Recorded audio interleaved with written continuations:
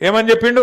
నేను ఇప్పుడే రాహుల్ గాంధీని కలిసి కాంగ్రెస్ పార్టీలో చేరినా, మరి నాకు రాహుల్ గాంధీ గారు స్వాగతం పలికిండ్రు అని పెద్ద పెద్ద మాటలు చెప్పిండు.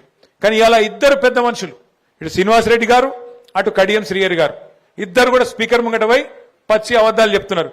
మేము ఎక్కడ పోలే, మేము టీఆర్ఎస్ పార్టీలోనే ఉన్నాం, మేము ఎక్కడ పోయినాం కాంగ్రెస్లకు అని చెప్పి అలా అబద్ధం చెప్తుంటే, స్పీకర్ గారు అన్ని ఆధారాలుంటే అది పక్కకు పెట్టి వీళ్ళెవ్వరు కూడా మా వాళ్ళు కాదు, కాంగ్రెస్ వాళ్ళు కాదు, వీళ్ళందరూ కూడా టీఆర్ఎస్ వాళ్ళు అని చెప్పి పాపం స్పీకర్ గారు కూడా పచ్చి అబద్ధాలు చెప్పే పరిస్థితి వచ్చింది.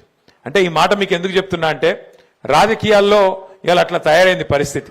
నిజంగా ఎమ్మెల్యేలను చూస్తే నాకు జాలి కలుగుతా ఉన్నది, స్పీకర్ గారిని చూస్తే కూడా జాలి కలుగుతా ఉన్నది. స్పీకర్ గారేమో పాపం ఇలా ముఖ్యమంత్రి చెప్పినట్టు అబద్ధాలు ఆడక తప్పని పరిస్థితుల్లోకి స్పీకర్ గారు నెట్టబడ్డారు. ఇక ఎమ్మెల్యేలు 10 మంది పాపం వాళ్ళు ఆడోళ్ళ మొగోళ్ళ అంటే వాళ్ళకే తెలియకుండా అయిపోయింది, ఆగమైపోయింది వాళ్ళ బతుకు. ఏ పార్టీలో నువ్వు చెప్పురాబాయ్ అంటే కాంగ్రెసా బీఆర్ఎస్ఆ చెప్పుకోలేని దుస్థితిలోకి పోయినరు వాళ్ళు. ఇవాళ ఇంత బతుకు బతికి 70 ఏళ్ళు 75 ఏళ్ళు మంత్రులు చేసి ఉప ముఖ్యమంత్రిగా పనిచేసి ఆఖరికి ఏం పరిస్థితి వచ్చింది? ఏ పార్టీలు ఉన్నవా అంటే చెప్పుకునే పరిస్థితి లేదు.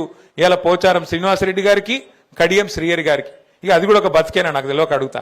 గింత బతుకు బతికి గింత స్థాయిలో మంత్రులుగా ఉప ముఖ్యమంత్రులుగా పనిచేసి ఆఖరికి ఒక పదవి కోసం, గడ్డిపోస లాంటి పదవి కోసం ఇవాళ సూరు పట్టుకొని గబ్బిల మేలాడినట్టు సిగ్గు లేకుండా ఏలాడుతా ఉన్నారు. మరి వాళ్ళని పెట్టుకొని ముఖ్యమంత్రి గారు ఇంకా పోజులు కొడుతున్నాడు. మేము 66% గెలిచినాం. అందుకే నేను అంటున్నా, నీకు నిజంగానే 66% మాట గెలిచిన మాట నిజమే అయితే ముఖ్యమంత్రి గారు దమ్ముంటే ఆ 10 మందితో రాజీనామా పెట్టి ప్రజాక్షేత్రంలోకి రా. తెలంగాణ ప్రజలు చెప్తారు ఎవరు దిక్కున్నారో. రైతులను, తెలంగాణలోని బీసీలను, తెలంగాణలోని ఎస్సీ ఎస్టీలను, తెలంగాణలోని మహిళలను మోసం చేసినందుకే ఇలా గ్రామ పంచాయతీ ఎన్నికల్లో కూడా నీకు కర్రుగాల్చి వాత పెట్టిండు. నీవు ఒప్పుకున్నా ఒప్పుకోకపోయినా సర్వసాధారణంగా ఎప్పుడేం జరుగుతుంది? ప్రతిపక్షంలో ఉన్న వాళ్లకు జనరల్ గా ప్రజలు లోకల్ బాడీ ఎలక్షన్స్ లో, స్థానిక సంస్థల ఎలక్షన్ల పెద్దగా ఓట్లు వేయరు నిజానికైతే. ఎందుకంటే ప్రభుత్వంలో ఉన్నోళ్ళు అయితే ఏమైనా పనులు అయితే ఏమో అనుకుంటారు. కానీ ఇవాళ తెలంగాణలో ఏం జరుగుతున్నది?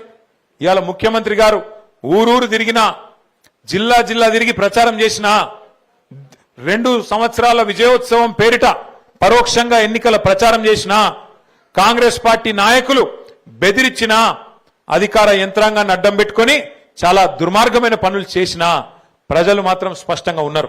మళ్ళా కేసీఆరే రావాలే, మళ్ళా గులాబీ జెండానే ఎగరాలే, మళ్ళా పల్లెళ్ళు బాగుపడాలి అంటే ఖచ్చితంగా మళ్ళీ బీఆర్ఎస్ఏ రావాలి అనే ఆలోచనతోని ఇవాళ సిరిసిల్లలో ఇచ్చిన తీర్పు మీకు ఒక నిదర్శనం అని చెప్పి నేను విజ్ఞప్తి చేస్తా ఉన్నా.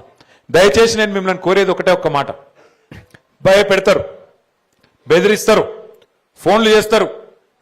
గట్లెట్లుంటుంది, మీరు మాతోనుంటేనే మీరు రేపు ఏమైనా పనులు చేస్తారు, లేకపోతే మీకు ఎక్కడికి వెళ్ళి వస్తాయి అని మాట్లాడతారు.